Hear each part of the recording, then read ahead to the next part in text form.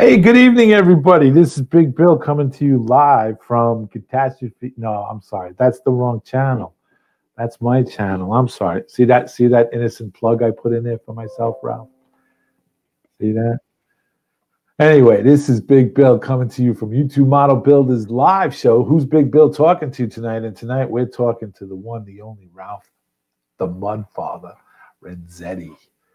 And we're going to get to him in a minute. But I got to do this homework first, Ralph. I really do. Tomorrow night, Thursday, January 24th, 2019, is Johnny's Train Show. Johnny's Train Talk Show. It's on at 10 p.m. Eastern Time.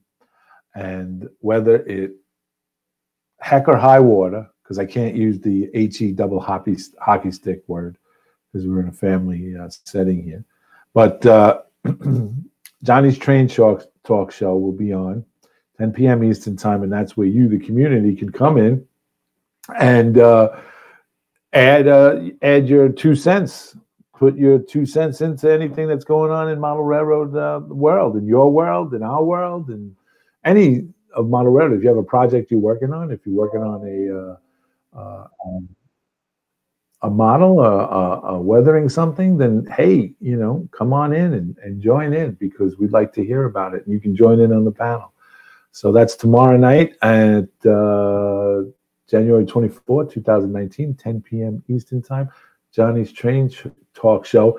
We're coming to the end of January, and then next week we'll have Johnny's Train Talk Show, but we'll have a surprise on that show for you guys out there, a surprised host that's flying in as we speak and trying to formulate and get, what is the word I'm looking for? Firm up. Where our people are talking to his people and his people are talking to our people. So we're trying to get this, and he's flying in. So it should be not tomorrow night, but the following on the 31st on Johnny's Train Talk Show. Johnny just said, where's his scuba gear? It's not your scuba gear. Stand on the chair and hold your wrist up. So this is where you can save the watch from all the, that's flooding the area. But anyway, tonight's special guest, who's Big Bill talking to, is Ralph Renzetti. Now, Ralph, I got to tell you, every time I turn on YouTube now, I see you with Steve Brown, the regular guy, on his Saturday morning track talk thing. You and Ron Marsh over there. And I turn on this thing, and in the after hours, sometimes I come on, and there you are, dispensing your infinite knowledge and wisdom on weathering and all modeling and railroad together. There's an explosion of Ralph Renzetti. Just trying to share it. Yeah, well, you're doing a great job. But first and foremost, how you doing, Ralph? How is everything? I'm doing good. Good. How's the weather up there on the other side of? It's been raining all day. It rained last night. It put another 2 inches on top of the 4 we had, and then it started to rain this morning. And it was HE double hockey sticks, difficult to shovel it this afternoon. Yeah, that part is real hard because when it gets wet, snow's only good if you're 12 years old. I'm sorry, That's true. Yeah, that's true. It's like ketchup on a hot dog. After the ketchup is only allowed until the age of 8.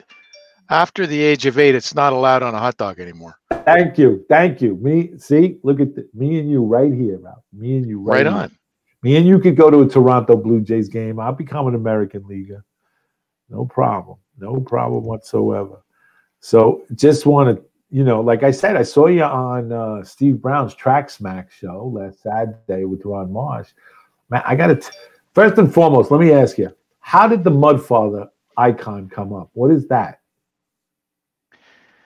When I first started coming into YouTube and sharing my talent or whatever I have, somebody every time I came in, who was it? Dwight would say, "Oh, here comes the Italian stallion," or whatever, that sort of thing. And then somebody said, "No, it's the Godfather." And they said, "No, wait a minute. the Mud Father, his weathering, the Mud Father. So I got it from YouTube Model Builders. Well, good. I'm glad we gave you that moniker. I'm glad that we got that. We've been a big fan of yours, for quite a while, even before you appeared on the YouTube Model Builders. And me and you had a chance a year ago coming this weekend. Oh, excuse me, I got something in my eye. A year ago this weekend, me and you met up at Amherst. Amherst, yeah. And I thought you'd be like a really short guy, but you're not. You're kind of tall. Almost 6 foot. I used to be 6 foot when I was younger. Yeah. I'm shrinking now. Some people say they don't pilot that high, but that's the same thing they said. We're gonna have a good conversation, I can tell. But anyway, I'm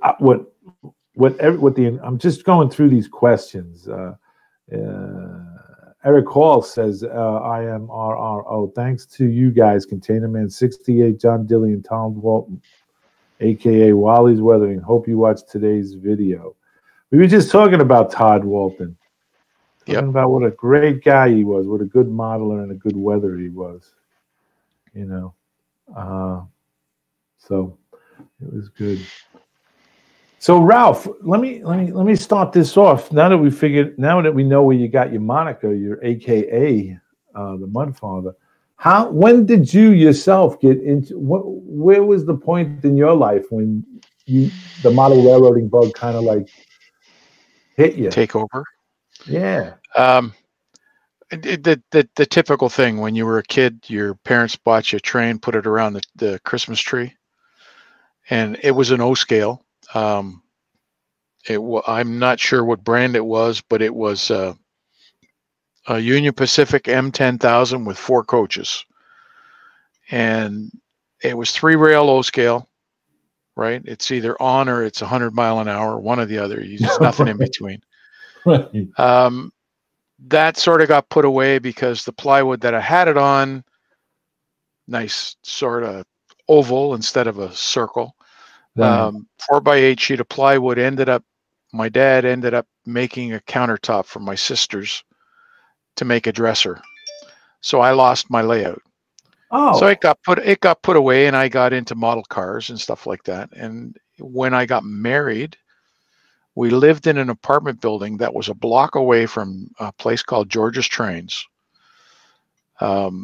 They're famous all over the world, George's Trains. And I used to go in there and just drool because at that point, just married, didn't have much money. You're not going to go out and buy any of this stuff. So I saw a locomotive there, and I went up to George and I said, what do I have to do to own this locomotive? He says, have you got $20 in your pocket? I said, yeah, but it's not $20.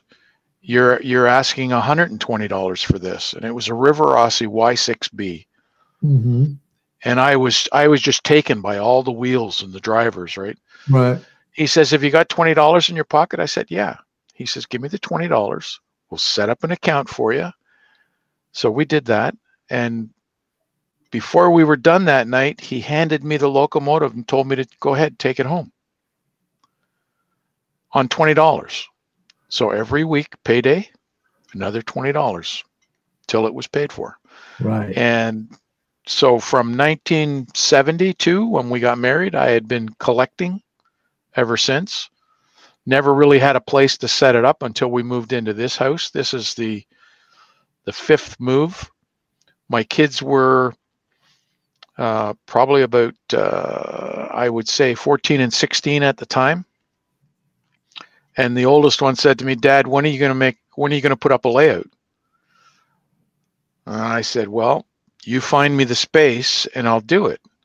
Well, he immediately went to the basement and cleaned an area in the crawl space that was 12 feet by 20 feet. Right. And he said, we can build it right here. And all the work he did to clean that space, I couldn't say no. Well, of course. So in the job that I was doing, there was all this modular furniture that would end up getting thrown out because the material on the side of it may have been stained or cut or damaged in some way, but the structure was still good. and Right. it had those brackets on the side, like the shelf brackets. They fit Right. in and slide down. Right. I built an L shape, actually a J shape in that area, and suspended a 2-foot shelf from the furniture partitions, and it worked out great. And I had a helix and everything. And the room I'm in now, my youngest son, he went to school to become an audio engineer, Uh-huh. and we built this room as a sound studio. So I have all the walls are insulated properly for sound. The ceiling, there's a double ceiling, and on top of that, there's this type of foam on the ceiling, this egg Oh, crate type thing. yeah, right, right, right. You walk in this room and the sound of your voice or whatever, it just stops dead. Like you can tell that there's sound deadening material in this room. Yeah. So he ended up going on he got a job going door to door with different things, but the job took him to Australia. And while he was gone, I took over the room. Of course. Because at that point he had moved his bedroom back upstairs. I took over the room. When he came back 2 months later, he said, "I guess there's no chance of getting the room back." I said, "Doesn't work that way." Yeah, I know. So the room's mine. So I pulled it out of the crawl space, and I built it in here now. Right. And this is 10 feet by 20 feet. 10 feet by 20 feet. And you Yeah. model in HO scale, am I correct? I do. And what's the name of your railroad? 40 Creek Railroad.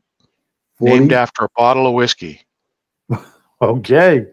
Okay. Okay. I'm not a prototype builder. Okay. But I will have some prototype buildings on my layout that people will recognize. I forget what they call it now. It's not a fantasy layout. It's a freelance. So so I'm doing basically across Canada, because I have mountains and I have water scenes. I have this bridge that you see behind me here goes into another plate girder bridge that's 8 feet long. Oh. And then it goes up into another arch steel structure bridge and into my helix. Nice. So because of all the bridges and so on that I have on my layout, you see the fascia looks like plate girder. Right. So that's what I did for my fascia. How did you manage to do that? It's masonite. Mason. And the little dots, these little dots here, are the plugs that you put in screws over screws when you're doing woodworking. Oh, The mushroom buttons. Right, right. So like there's one missing right here. That's where my screw is, but the rest of them, there's nothing behind it. So I still have to do the ones where the screw is. I have to shorten the back side of it so it'll go in there. Very nice. How long did it, is the layout complete? Is it finished? Or no, it's nowhere near complete. I hear that. What's ended up happening, the weathering, you basically asked me how I got into weathering, I guess. And it started out, I was a subscriber to Model Railroad magazine. Even when I was in my collecting days, I would go out and buy the odd issue. I didn't buy every 12 each year, but I would buy the ones that interested me the most. Right. And every time you look at a cover of one of these magazines, there's these buildings that were done beautifully, and some of them weathered, some not. But then they would run this toy train through the scene. And it just didn't make sense to me. Right. So I started playing around with my wife's eyeshadow and so on to try and get some color on the box cars and stuff. And eventually I got into all the artists, like the art supplies and so on. I use oil paints, I use acrylic paints, I use watercolor paints. I use it all to finish off a project. So now with my layout, I haven't been able to finish it because I've been doing weathering jobs for customers. Plus, Okay. then life gets in the way too. Yeah, Yeah. and I know you, similar situation, you're retired just as I am, but your time is taken up by other things that are, have a priority and stuff like that. So it's as much as you'd like to, the rule of thumb around here in my house is that all the things I personally have to do, the things that my wife has taxed me to do, like, the dishes or some of the, I do all the laundry, I don't do all the laundry. I do the whites and the towels, because we came to find out that if you put a red sweater in with white, something like everything turns pink. I didn't know how scientific doing laundry was until, my yeah, right. It's just, this whole, I'm detracting from the conversation here, but I just have to say that washing clothes is a science. It truly is. I used to operate $2 million pieces of equipment for the New York City Transit subway, carried 2,500 people in one rush hour, and due diligence, safety, awards, the whole 9 yards. But once I retired and my wife brought me downstairs and qualified me on washer and dryer, I told you, I got like really, really baffled, because you're only supposed to put this amount of, my thinking is like all the towels go in. Yeah, throw it all in. What the hell?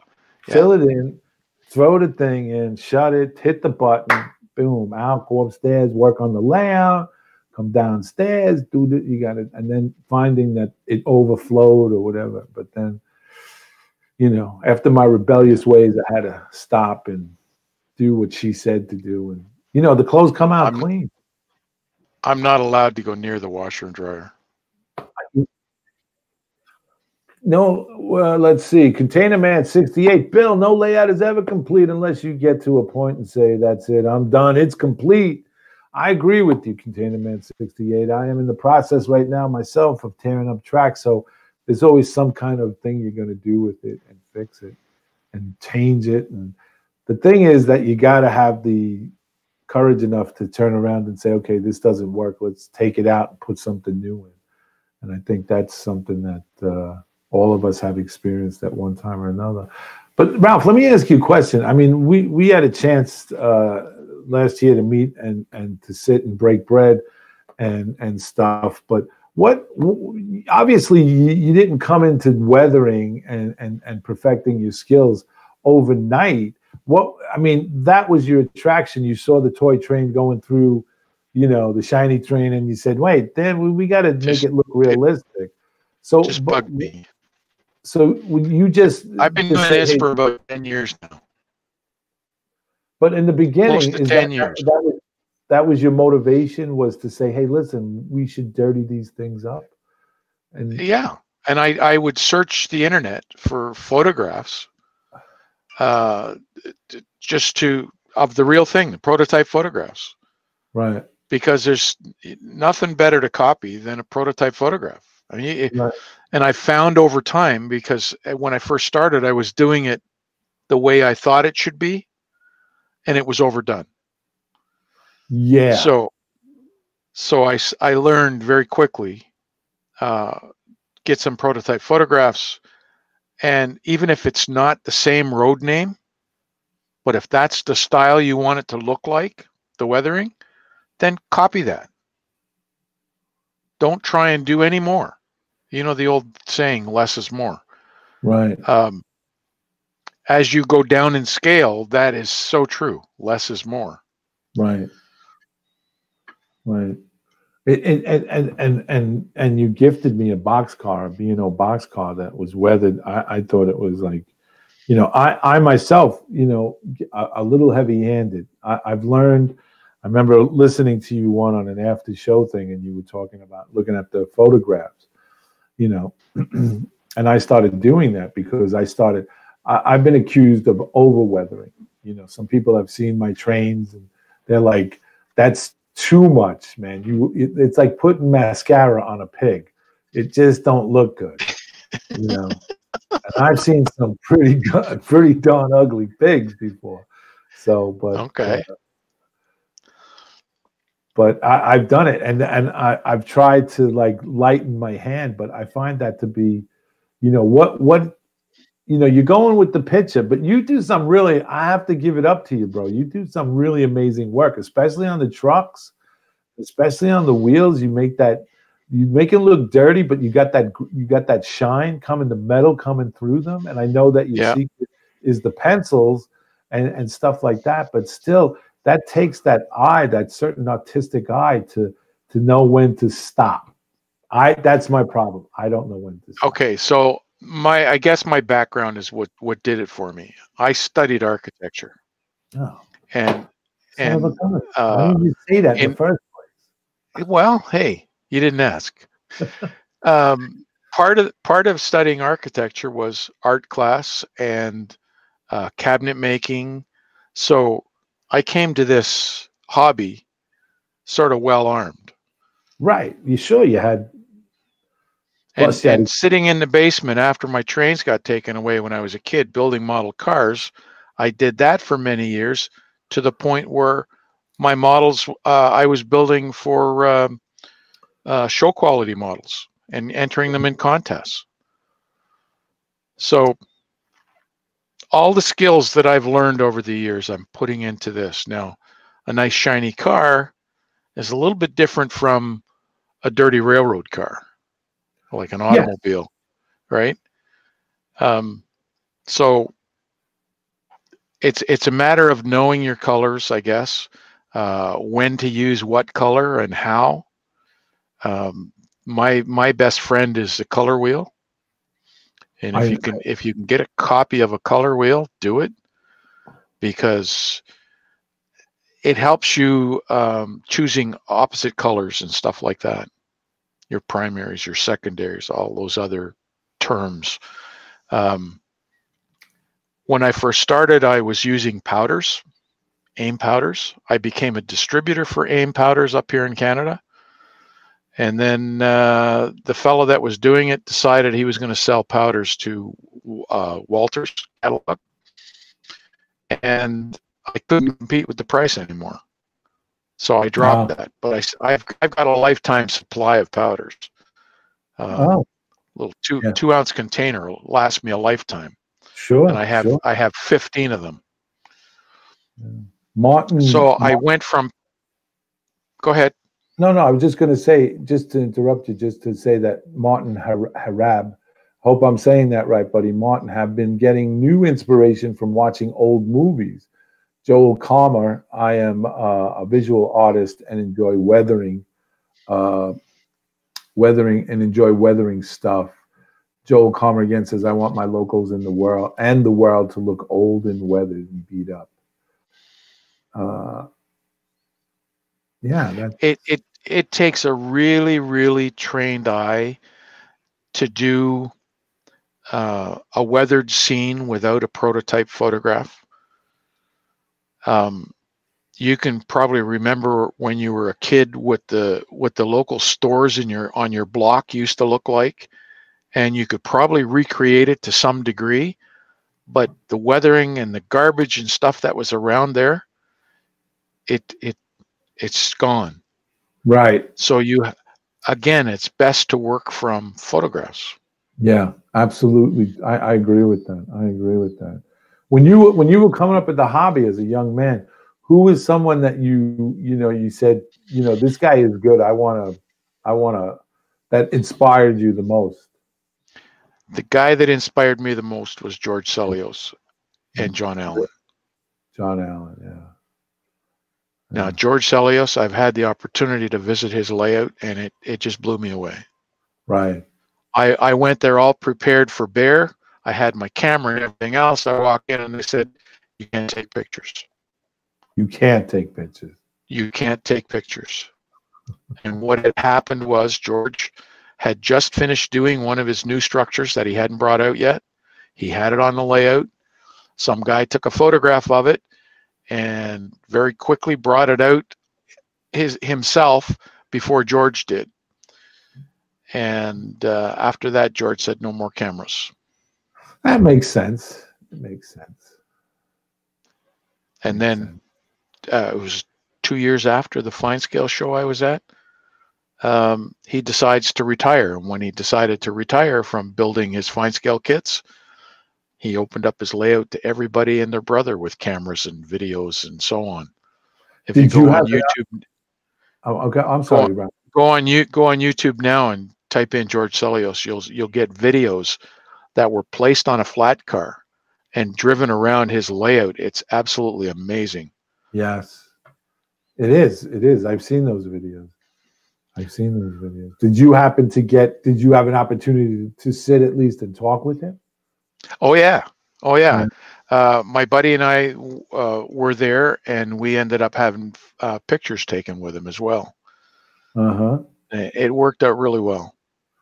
What was one of the most interesting things he shared with you? I mean, or that you took away from your conversation? Yeah. Attention to detail. Yeah. He had the eye for it, and there was a lot of things that I asked him that he just wouldn't give up. So some of those things still remain a secret, but one of the things was putting signs on a building that look like they're faded away on a brick wall. Yeah. I managed to come up with a technique which I think he would be proud of. So, it takes. I have a problem with someone saying you can't do that. Somebody says you can't do it, I turn around and say, "Here, hold my beer. Just watch." In my day, I usually wound up in the ER or the local precinct. Yeah. Container Man 8 says, I went to school for architectural drafting and CAD, and now I'm an over-the-road truck driver. Got to follow your heart, bro. You can always come back to it. You got the training. We need more truckers out there. How do you think we eat in here? Thank you, bro. But so you met George Celios, and you had my dream was complete. The bucket list. He was on the bucket list.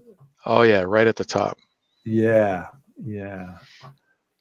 Did he give you when you sat down and talked to him, was it a decent enough conversation? I mean, oh yeah. The funny thing was, the whole place is jammed with people, and once you start talking to him, he gave you the time of day. He gave you his undivided attention. Yeah. Until somebody else would sort of bump in and ask a question, and then, but he gave you his full 100% attention when he was talking to you, and it was great. Yeah. Have you always, Ralph? I mean, because I've seen some of you, like I've seen your Volkswagen. Yeah. And I've also seen your the Volkswagen that levitates. The hover bus, yeah. The hover bus and stuff like that. Is it things like that do you think of these things? Like, I mean, is it something that you're laying in bed at 2:30 in the morning, and you're like, gee, I could do this hover bus and I'd like to try it, but here's what I need. And how would I do? And do you get out of bed, run downstairs? I have a pad of paper and a pencil at the side of the bed. I don't have to get out of bed. I just note it and go back to sleep and dream about completing it. Yeah. And is that how most of your, the reason why I bring this up is because I want to go back here to a statement that Andy Crawford made. He goes, talking, I guess, talking about what you said. He says, what bothers me the most in this hobby are those who won't even try the things that look any bit difficult, since most things just aren't. So you know, and I'm sure that's a discussion that, you know, we could have for. Well, you attended my weathering clinic. Yes, I did. Right. And what I said to the people there, I said, if you get nothing else out of this clinic, at least cover your cars with dull coat. Give them a coat of dull coat. Get rid of that toy-like shine. Right. And once you do that, it sort of starts you on that journey to get rid of the shine. And then you want to play around, especially if you've got someone that is willing to spend some time, answer your questions.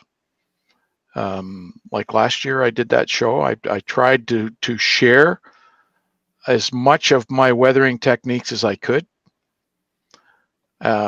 Over the years, I grabbed a whole bunch of information from people, and some of them I had to drag it out of them. Yeah. And I don't want to do that. I worked for a guy that, not for a guy, I worked with a guy. He was the senior man. And every time we had a call, he would go to the area, basic area, and then he would say, here, you stay here and talk to the girls. I'm gonna go upstairs. And he would go up and solve the problem, come down. Finally, one day I said to him, why don't you want me to go with you? He says, because you're going to take my job away. Yeah. I've run so into it. I'm doing this weathering. I'm trying to share it. I don't care if somebody does the weathering better than me. That's why I'm doing it. The whole idea behind it, and I said it in, I think it was in the eMag, the YouTube eMag. Practice, practice, practice, practice. If you go out and buy at a garage sale a bunch of old cars, they don't even have to be complete, just something to practice your weathering on. Right. The more you practice, the better you're going to get. The better you get, the more confidence you've got. The more confidence you've got, you're willing to tackle anything. I think that is I think that is so true. I think that the more challenges that you bring to yourself, you know, and you set for yourself, you know, and you accomplish it, then you raise the bar and you're modeling just a little bit more, you know. Yep. And I think that's important. I think that, you know, it's fine, you know, and it's, for some, it's not the be all to the end all. I get that. You know, I get that. You know, some guys don't want to spend time, you know, weathering, and some guys don't want to spend time hand laying track, and some guys don't want to do kit built structures, wooden structures, because they're, you know, it's a lot of money, and I understand that it's a lot of money. But now today, with, you know, 3D coming out and laser printings that are, you know, it was like, remember years ago when calculators, the old Campbell kits and stuff like that. No, well, remember when calculators first came out? Calculators were like $900 to $1,000. Yeah. Then all of a sudden, now you go to Staples, they're giving them away to you. You know, yep. And it's the same. You know, as the hobby progresses and more people are getting in, and there's laser cut. The buildings are pretty cheap, so you can go out there and try it. And I think it pushes us as modelers to try to, to try to do. That's why I really, you know, with your clinic and you being on our channel and being a part of this, is like you're not afraid to share it, and then you show us, and then people are like, well, man, I can't do it. And you go around and say, no, this is how I did it.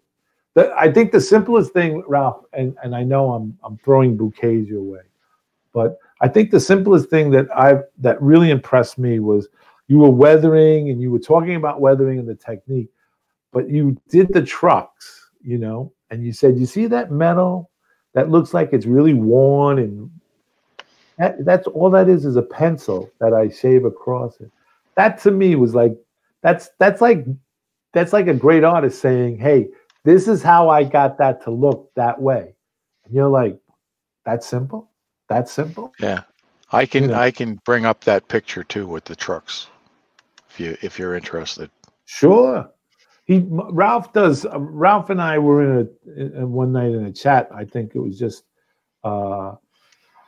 ourselves, and I was doing a 1967 Impala, building a car, and unbeknownst to me, I was sharing it with Ralph, and I didn't know Ralph's, you know, that he did model cars, and he brought out these stacks of photographs, and he was showing me how he took a car and he mashed the plastic and he took it. Yeah, that's the engine on the trucks. Look at that on the trucks. I have a couple of comments here I'd like to get through. And that's HO. That's the one I did for Joe Fugate. Bob Lebret, I hope I'm pronouncing that right, Brad. He wants to know, Ralph, have you ever done weathering for Rod Stewart? I wish. Yeah. No, I haven't.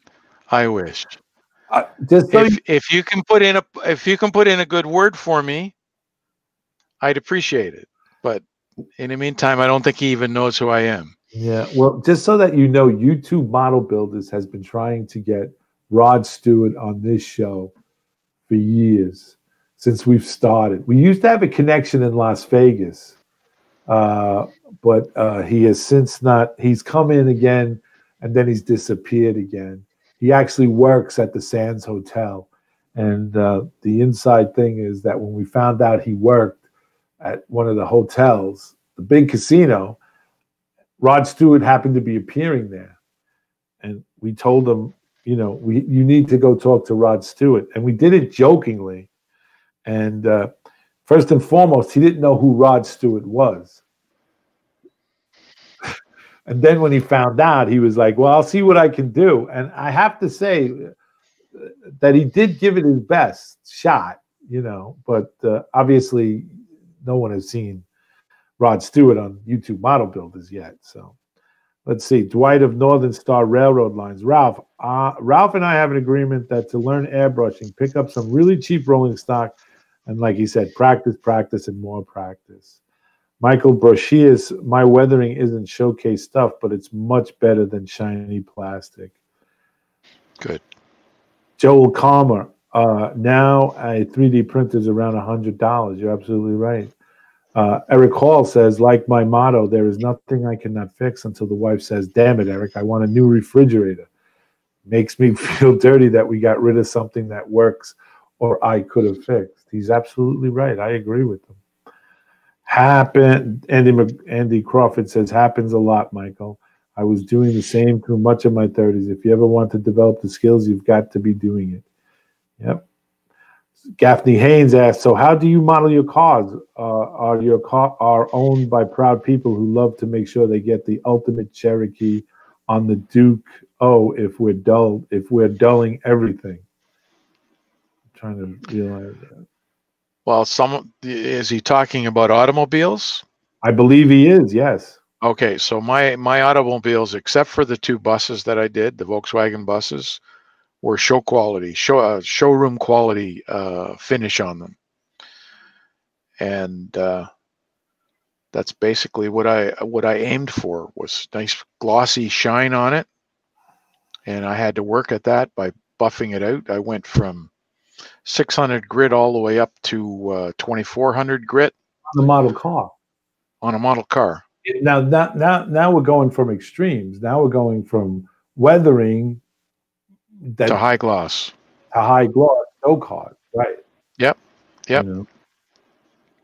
What's this? Gaffney Haynes says, yeah, we do.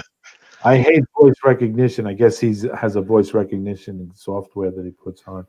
Joel Calmer is going to bed. He's off to bed. Good night, Joe.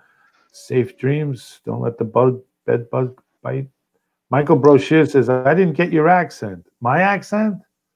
And they want to know what part of Canada you live in. I live in Toronto, Canada. Toronto. Ontario. Yeah. Ontario. Well, my accent is from New York. I live in the epicenter of the world. That's like there's only two kinds of people: Italians and those who wish they were. I'm from Brooklyn, New York. Right. Either you want to be from Brooklyn or you wish you were from Brooklyn. I don't know. Yeah. How do we model pristine cars with a perfect shine? Oh, okay, here we go.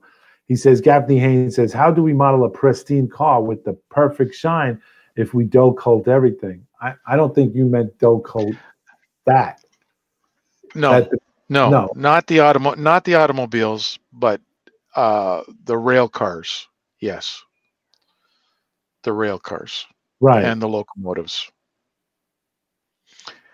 And there's two ways of doing it. You can use the rattle can, which I'm not a fan of, but I can give you a little tip on how to use it.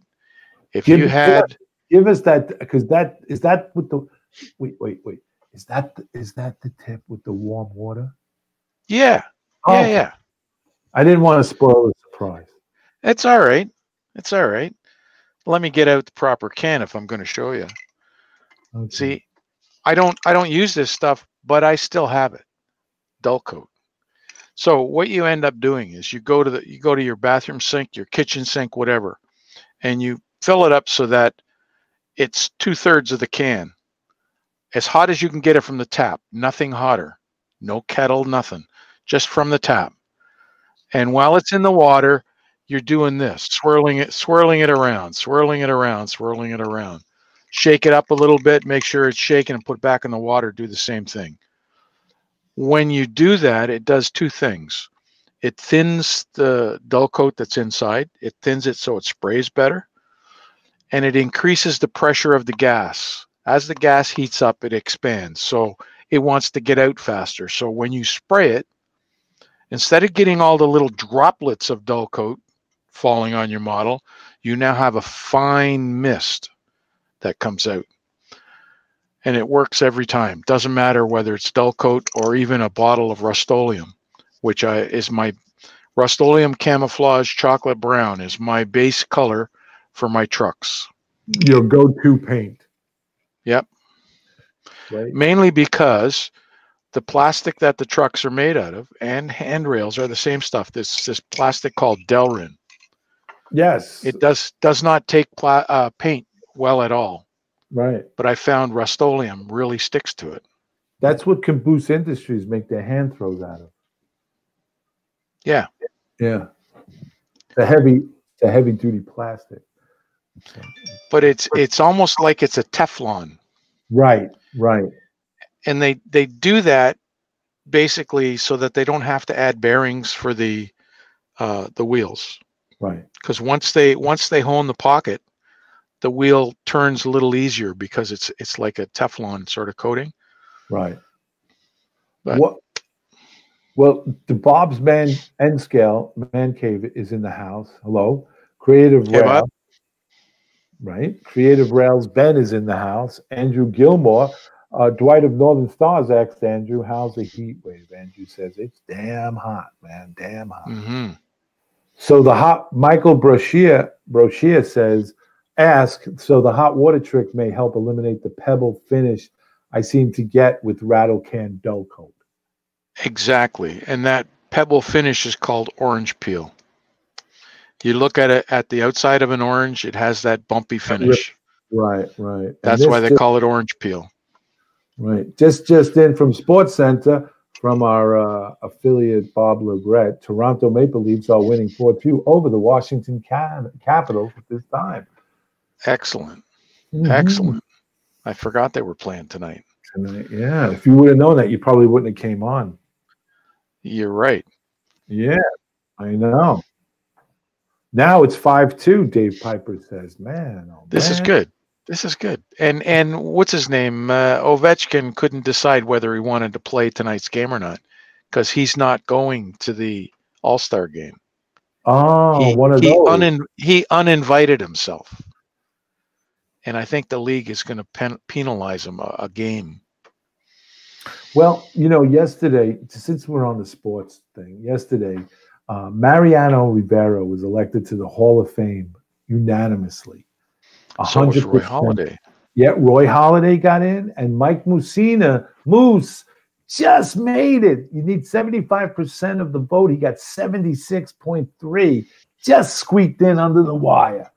And my man from the Seattle Mariners, Edgar Martinez, most proficient hitter of his age and his time in the 80s and 90s, he got it in.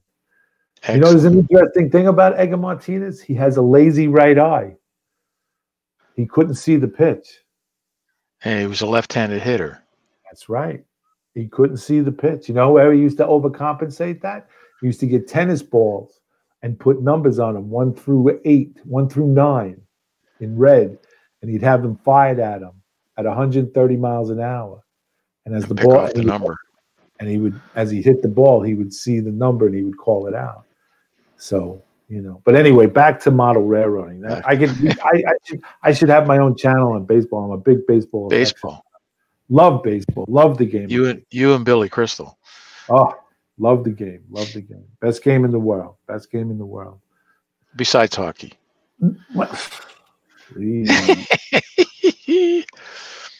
I have to tell you, I played it for most of my life. That's why.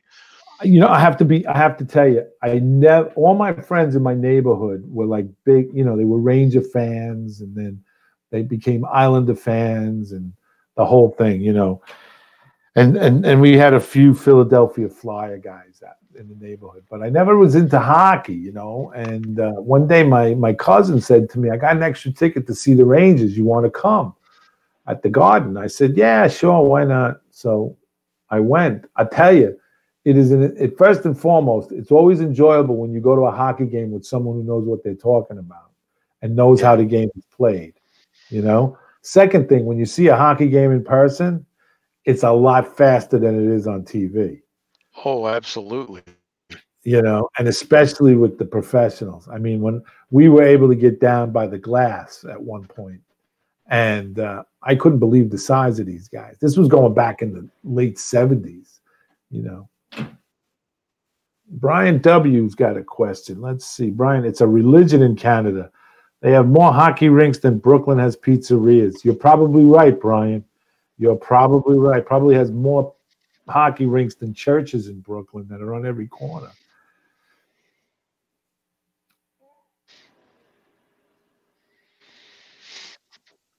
Yeah, he says that's going to be kind of hard to heat water up while in the truck. I do have a microwave, but no bowl big enough to stick the dull coat rattle can.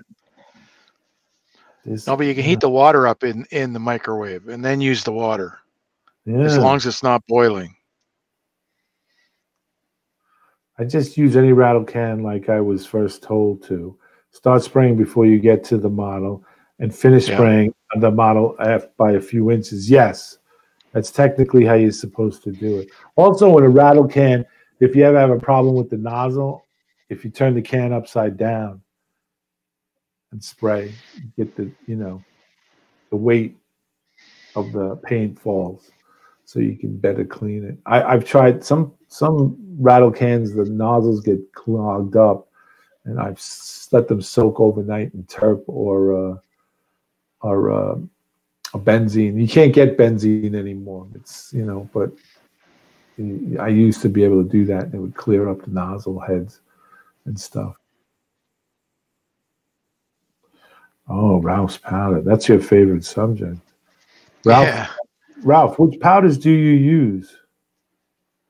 I use AIM powders or Bragdon powders on my model locomotives and rail cars. Why do you use those powders? Because they are true paint pigment, and once you put your dull coat on, your powders, I scrub them in with a brush. Started with an 1/8" flat brush. It's not flat. It's not flat anymore. It's come to a point from scrubbing, but everybody now is swearing by these pan pastels. I don't use pan pastels, but I do have some. I'm not saying I don't. I do have them. And the thing is, pan pastels were designed for paper, for canvas, and wood. And all of those things are in your structures that you build on your layout. So that's where I use my pan pastels. I don't use them on plastic. They don't go on plastic well. Some people have had good luck with them. more power to them. I'm Yeah. not telling them not to use them, but that's my personal choice. Okay. I switched over to the AIM powders, that starter kit, Mm-hmm. and I was using it, and I use a little, circular round brush and Yep. push it right in, So and now scrub it as well. Just don't right, do this. right, Scrub it. right, scrub it in as And well. the thing is, when you scrub it, you'll notice when anything you weather, nature tends to take it down, Yeah, right? right, So if you're going to scrub it in a up and down motion. right. If you use the oil paints, Yep. what is that? The gouts? What's that? No, it's MIG Ammo or AK Interactive. Those are mineral based. I also But have actual artist oils that I use. yeah, those. How long do those take to dry if you use them sparingly before Okay, you can go so back? Like if I'm I going to wanted tell. to start and start like like around the seams of the boxcar, say on the top, rust, and I wanted to use those oils out of that tube. How long do I have to wait until I can apply powder to that Okay, part? so my experience and watching the guys at the store. I used to work at a hobby store. It closed last week. Um, but there's a lot of military guys use the tube oil paints. And what they do is they take a piece of corrugated cardboard, the brown cardboard box, and Uh-huh. they'd put a dab of all the colors they want to use onto the cardboard box and leave it there for a week. Really? What that does is it leaches all of the linseed oil out, because it's the linseed oil that doesn't want to dry. Right. So by taking it out, you're left with very little linseed oil, but a lot of pigment. And then you can make washes with that, or you can take a very fine brush and put dots of color. And in one of my weathering episodes, I showed how to do it by putting dots on the car. And then you blend it in by doing the same thing, just by dabbing it with mineral spirits and blend it. And it So works great. when you leave that on the cardboard for a week and all the linseed oil leaches off, to Into the reju cardboard. You'll see the oil stain in the cardboard. right, to rejuvenate it, you use mineral spirits to get the paint. You take a little bit. Right, I use a ceramic tile as my palette right. because it's easy to clean up. It's got a hard glass surface. So I'll take a little bit, I'll put it on the tile, and I'll take a drop of mineral spirits and work it until I get the consistency I want, and then put it on the car. Yeah, I see it. Container Man 68 asks, what happens if it doesn't spray, like there's no pressure left in the can? Well, then you throw it out. Well, if you want to be adventurous, you can take a can opener, Woo! but make sure you have glasses on and some old clothes, because if it truly has no more gas in the can, then nothing will happen. But if it's just that the nozzle's plugged, you make sure you have it upside down for a long time so that all the paint goes down to the head end when you use the can opener on the bottom, and do it away from you.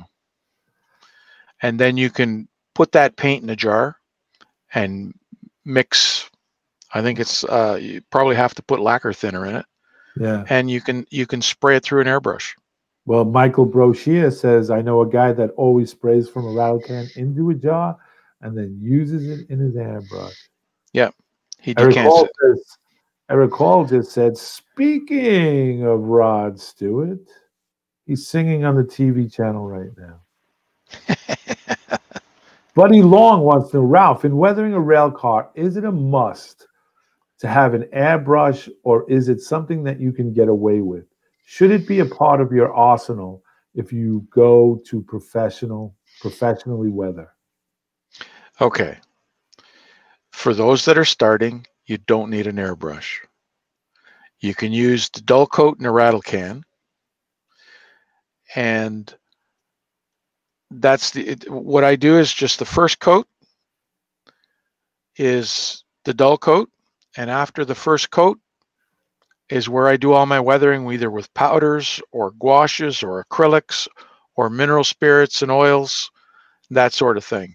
When I'm finished, I spray it again with dull coat. So in my case, I buy dull coat in a jar. I mix it 50-50 and I spray it with my airbrush. So there's only 2 times I used my airbrush, is when I'm putting dull coat on at the beginning and at the end, and also when I'm putting a fade on the paint. So if I want black to look like it's faded, I'll do this to it.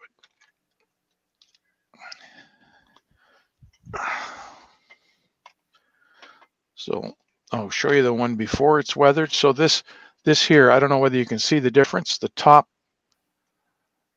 is lighter than the bottom. That's how I do the fade. I spray it at about a 60-degree angle down, so that the bottom of the car still remains a nice bright dark, and the same right in here along the sill. So when it's finished, a little bit of dust on it, but when it's finished, nice. It still has the fade on it and the dark on the bottom. Now on this one here, I have to get at the wheels and weather them, but other than that. Ralph, Creative Rails, Ben wants to know, what store did you work at? Hornet Hobbies, a hobby store. Eric Hall says cardboard does the same thing for greasy New York pizza. That's right. I don't know, so Eric. It's not greasy. That's olive oil. I don't know. Anything west of Newark, New Jersey, if they call that pizza, that's pretty lame. I gotta say, bro. It's pretty lame. I mean, you don't count Stouffer's, pizza, that you bought in Walmart as pizza. I don't know. I'm sorry. I'm spoiled. I'm a spoiled guy. I can take you down to Mod Street. There's a place down there that they sell dollar pizza.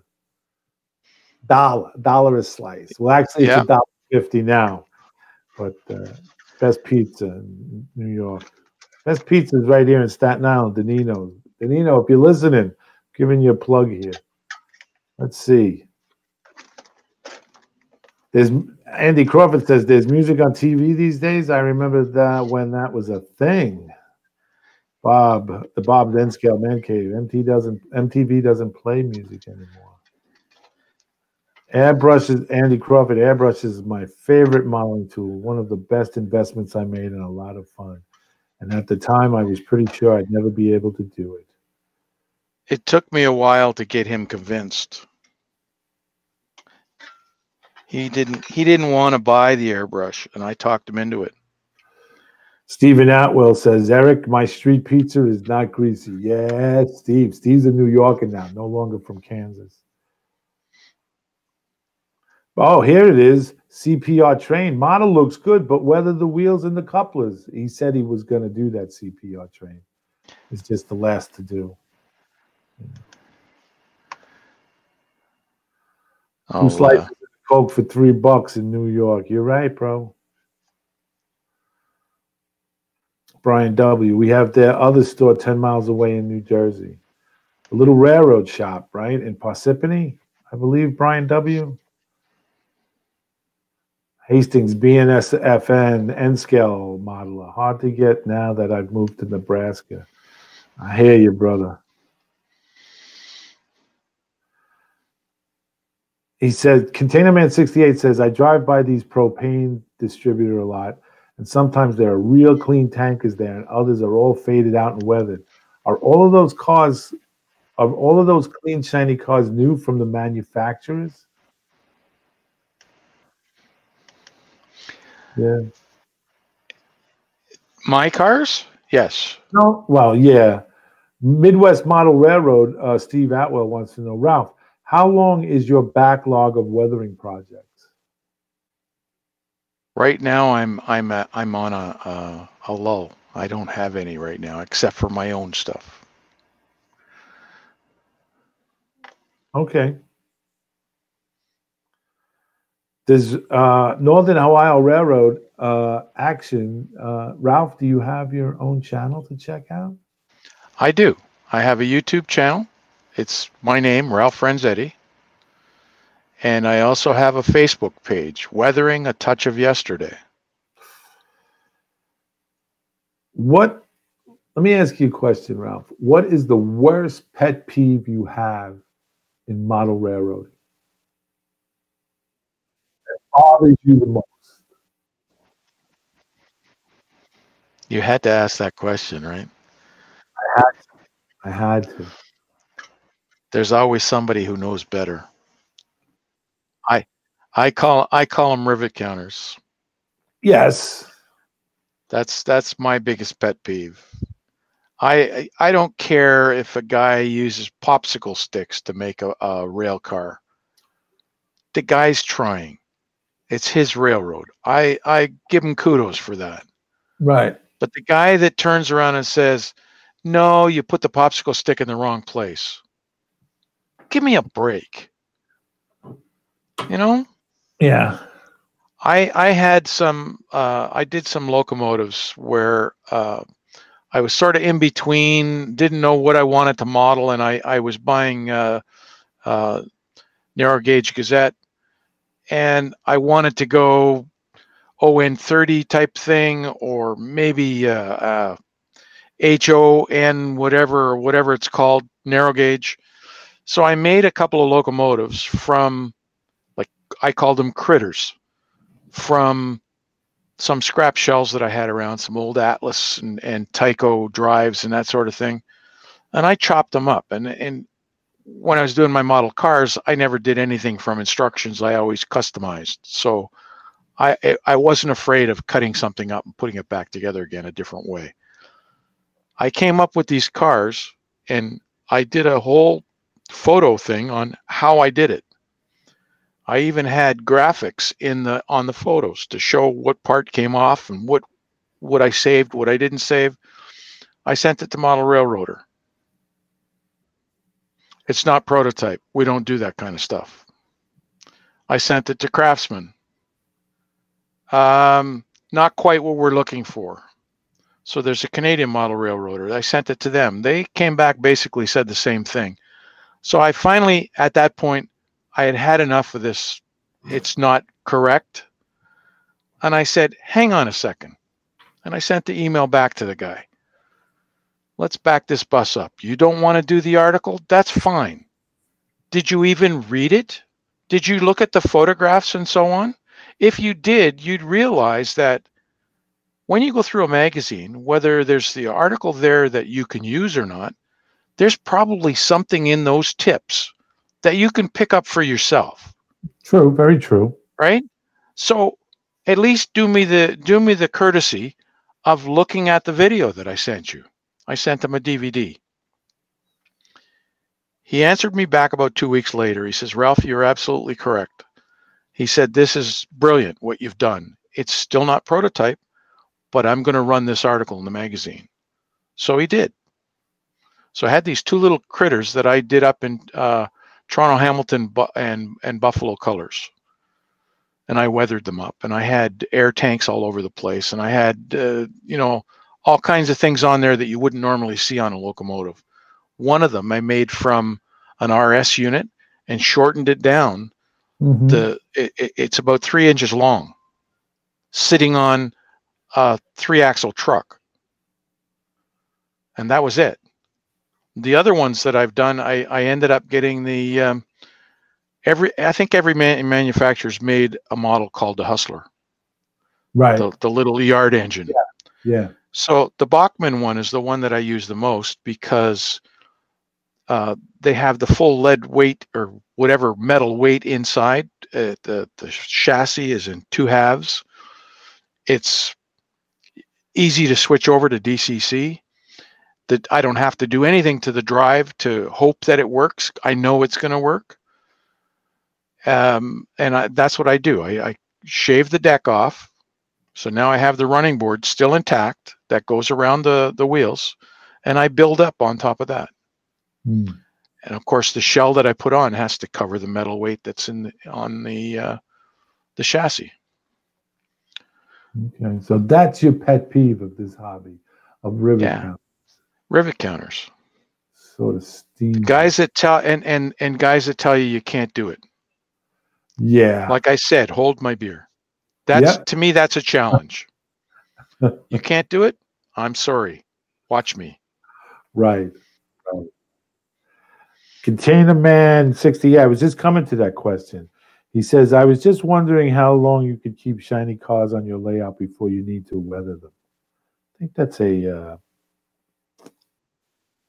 I know his last. I seen it. For you guys out there that are watching this and you see I'm talking and notice that Ralph isn't talking when I answer, that's because John, director, our producer in the background is / director, is behind the scenes here, and he's talking to. We can hear him, but you can't hear. So don't think that I'm crazy, okay? Because I am. You mean, don't think I'm any more crazy than you already thought. Don't think I'm any more crazier than what it is. I get the Container Man 68 has a couple. He says, I was just wondering how long you could keep shiny cars on your layout before you need to weather them. I would say it's dependent upon if you're. It's dependent on how you're in the hobby. Sometimes if you're new in the hobby, you get them out. You're a little apprehensive to put anything on them. The shiny cars come out at Christmas time when family comes over and wants to see trains running. True. But if it's just for me, I used to give them a coat of dull coat. Right. But now, because I've changed some of my materials that I use, I can't start with a dull coat anymore. I start with an acrylic flat coat, because the mineral spirits that I use in the product that I'm using, the MIG ammo, the AK Interactive, those things, you need mineral spirits to manipulate them. Right. And the mineral spirits dissolves the dull coat. You end up with a gummy mess on the surface. Yeah. So my dull coat is the last thing I put on in that case. Yeah. Says, sorry, I wasn't sticking to the topic at hand. No apology necessary, Container Man 68. No question asked, because it's no question answered. So his other question is, Container Man 68, if I missed asking you this, I'm sorry. Could you also weather it like it's traveling down the tracks, like half circular wheel spray and water streaking down at an angle? Yes. But you probably won't see that. Where you will see it, and I haven't done it on this yet, but on the ends, you see the width of the wheels. You're going to get wheel spray from the truck in front of it going up on the end of the car. So there's your spatter coming up from the wheels of the car in front. That's if it's raining or if it's snow or whatever. It's kicking up dirt and so on. But you won't get the streaking along the side, like sideways, because usually when the rust effects take place, they take place when it's standing still, and it just runs down. Dwight of Northern Star Railroad Line says, "Thank God for Johnny." Amen to that, brother. And some people are quite happy with just putting a layer of dust along the bottom of the car and on the trucks. Yeah, that's fine. I've gone to two extremes. I wish I had it here. Right now, my layout's in a disarray of stuff. But I had one where I firmly, I weathered the heck out of it. It doesn't even look like it. And then there's ones where I did, like, after listening to you and talking to you on the after hours thing, was lightly doing it. And you're right. Less is more. Less is more. I firmly believe that. Let's see. I'm often. Andy Crawford says, "Yep, I'm often called a river counter, but I'm just particular about my stuff. It's my standard I set for myself. But people forget this is a hobby." He says that in capital letters, so he's yelling. Do what makes you happy. Full stop. Ciao. Full stop. Okay, so that's the difference between Andy and a rivet counter. Andy is, and we're all guilty of being rivet counters, all of us. I agree. We talked about this one night on Johnny's show about being rivet counters and so on. And to some degree, we all are very critical, whether it's of our own stuff or somebody else's. The thing is, if it's somebody else's, do you say anything? Andy doesn't usually say anything about somebody else's stuff, but he will stand up for his own. True. And that's good. That's the kind of rivet counter that helps the hobby move along. The guy that sits in the armchair and doesn't do any railroading at all and tells you you're wrong, but can't back it up with what he's saying, that's the one that really bothers me. Yeah, I feel like getting over there and kicking him in the ass, and pardon me, in the arse, and telling him to go and do it before you start telling me I can't. You want to give an emotional correction. That would be good, yes. Yeah, I understand that. Bill Wyatt. You know Bill? Ralph? I'm not sure. Well, Ralph, he says, what he says here is, Ralph, you're a good man. So many times we send a message to new modelers that you're not good enough to be part of the group. Shame on us. Shame on us. To a certain degree, Bill, I do sometimes, I do think that we do that. And I think that's a perception of your attitude. I've been, I can only relate to myself. My first time in throwing myself into model railroading, I was very much intimidated by the group of people that I was with, and there were some that were really decent that were willing to share with what they knew, and then there were those in the group that they felt they were the elite.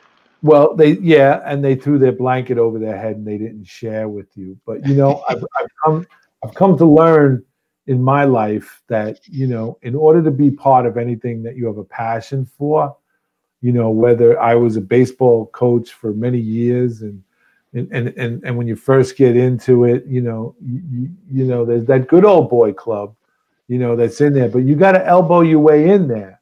If you have a passion for it, you got to elbow your way in there. Yeah. And at first, when I first got there, I didn't like it. It just, I wasn't being taught. I remember I came home and I said, that's it. I'm not doing it. My wife was like, how come you're not going anymore? And I was like, those guys, so-and-so. And my wife encouraged me. She says, you want to do this? You love doing it? Get out there and do it. And I did. I went back in and, basically you just got to make your way into the crowd. So you're always going to run into those guys. You're always going to run into the rivet counters. You're always going to run into that guy that knows more than you, has done more than you, has been there, done that, and got the T-shirt. I always liken it to the guy I used to, one of the conductors I used to work with who used to tell me what a brave soul he was, that when he worked in such and such a line at such and such a time, he saved people from smoky fires on the train and everything. And one time we had an incident and we had a fire on the train and we had to evacuate, flames licking the side of the cars at Broadway Lafayette. And after everything was said and done, fire department came down, extinguished it. And I said, where's my conductor? And the guy said, he's upstairs drinking a bottle of 7-Up. So, Hang on. Let's see. I got let me see. Let's see. That message retracted. I think the question is based on the fact that in real life we frequently see very clean cars, that Hastings BNSF N scale. Going forward, Container Man 68. Yes, no problem, no problem, Container Man 68. MHO Junction, Lloyd. Good evening, Bill and Ralph. Yep. Martin Harib says there are a lot of experienced modelers who forget where they started. Container Man 68. See, since I'm more of a vehicle modeler, my trailers and containers will have a half circle wheel spray on the sides as if it was a winter scene. Snow packed on the axles and on top of the trailers. And snow and ice packed on the landing gear. Ron Bryce says, well said. Good evening, Ron. Yeah, Andy Crawford says, absolutely. Me too. Don't condemn, show me. Not at, and Andy Crawford continues, not at YMTB. We do not. I'll support the earliest of beginners and I'll debate for fun with those that are much better than I, such as Ralph, over my favorite. He's one of my favorites to debate, Andy Crawford. MHO Junction says, as a beginner, that's Lloyd.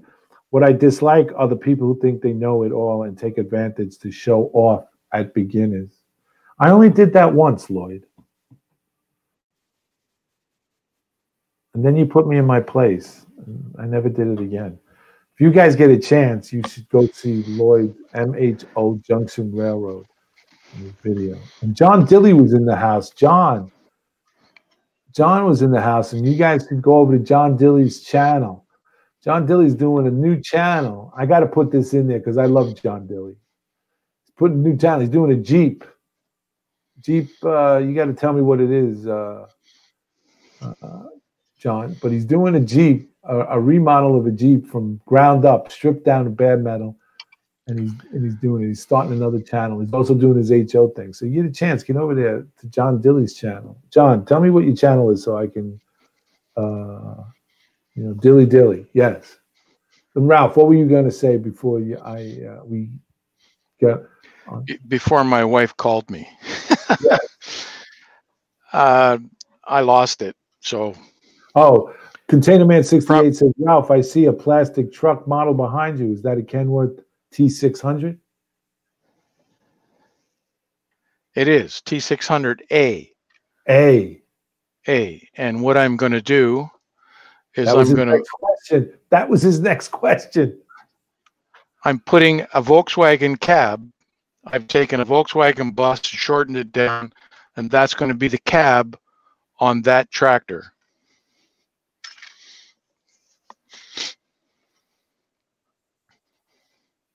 Nice. John. John Dilly, wrong John. I'm thinking of the other Southern boy, John. Sorry, bro. But check out John's channel anyway. Okay. Well, we're coming down. Sorry, John. I gave you an unnecessary plug, but I gave you a plug anyway. So, Ralph, we're coming to the end here, and I just want to thank you very much for being a part of this. I hope you had a good time. I really do. I did. We'll go out with some pictures if you want. Sure. Oh, man. Container Man 68, if you're watching this, bro, he's got all three styles. Dirty, pretty dirty, and then there's clean. So I hope you guys enjoyed it. Remember, tomorrow night, Thursday, the 24th of January at 10 p.m. Eastern Time, we're going to have Johnny's Train Talk Show where Johnny will have you guys on if you guys want to be part. That's a nice. You're interrupting me now, Ralph, and I can't concentrate. Well, I want to stop you there for just a second.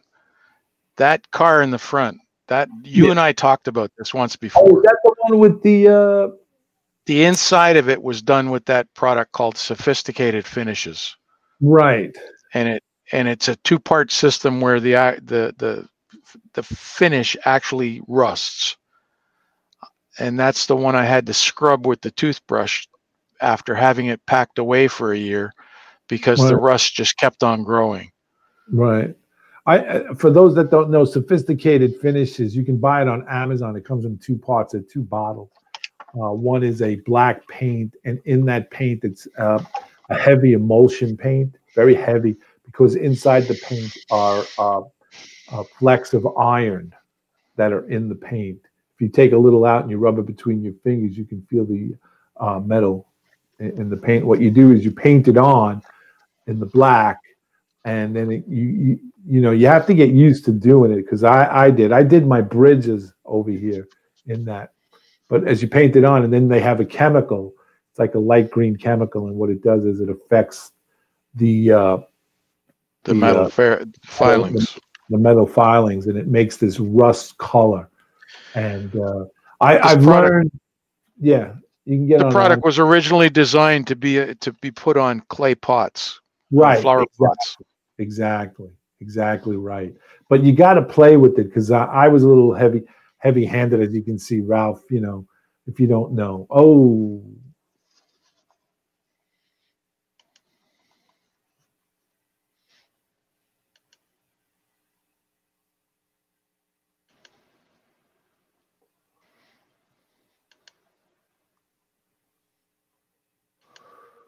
beautiful stuff, Ralph. Beautiful. You do beautiful work, and Ralph also does this as a supplement to your retirement, right, Ralph? If you want, guys, if you want to experience Ralph's weathering techniques and send some of your cars up to him, I'm sure that he would be more than willing to. I even do end scale. End scale. There you go, boys. There you go. Beautiful. It should be hung up in a museum. I like that truck. Very nice stuff, Ralph. Very nice.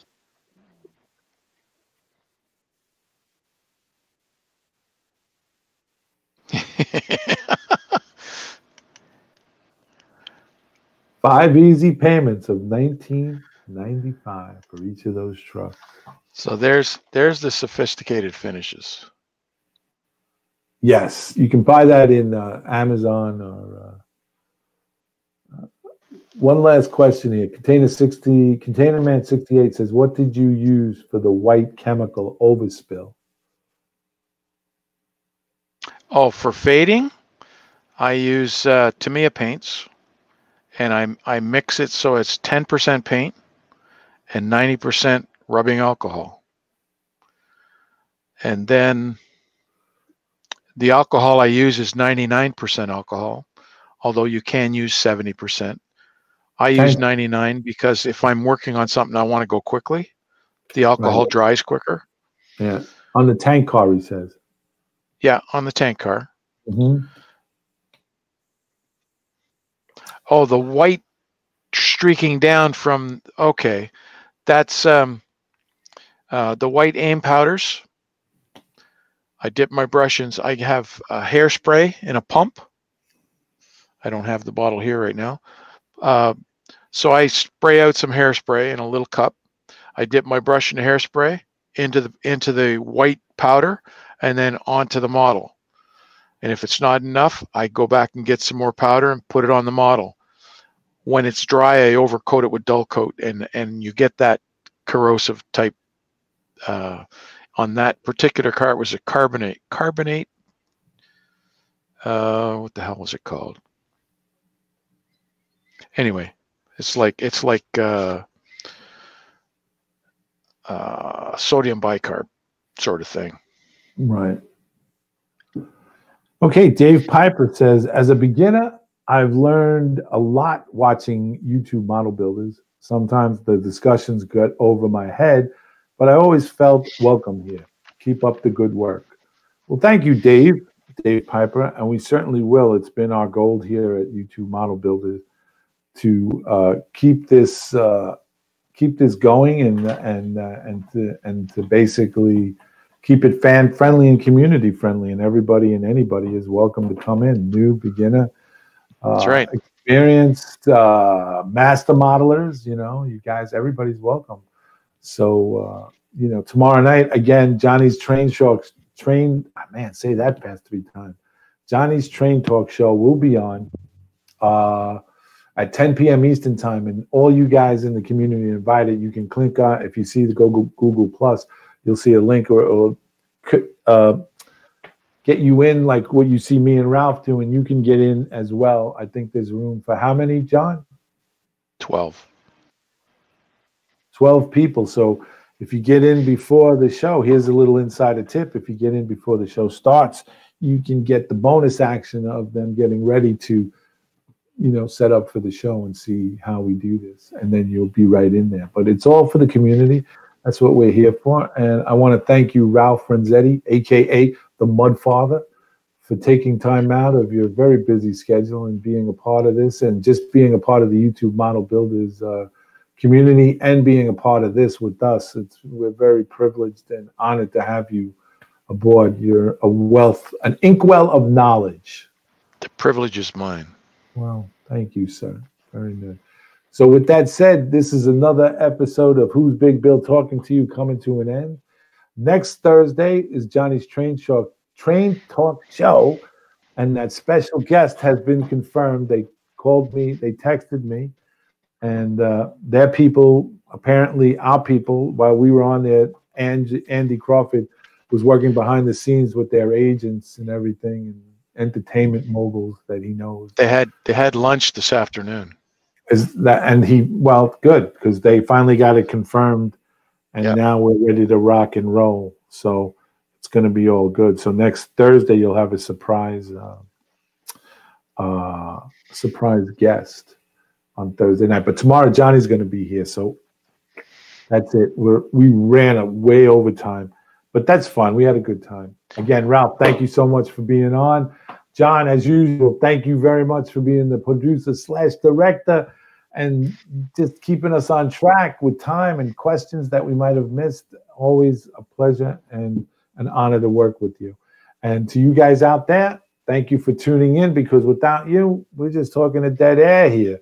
So Please continue watching, and we'll see you the next time. Take care, God bless, and see you guys on the radio. Right on.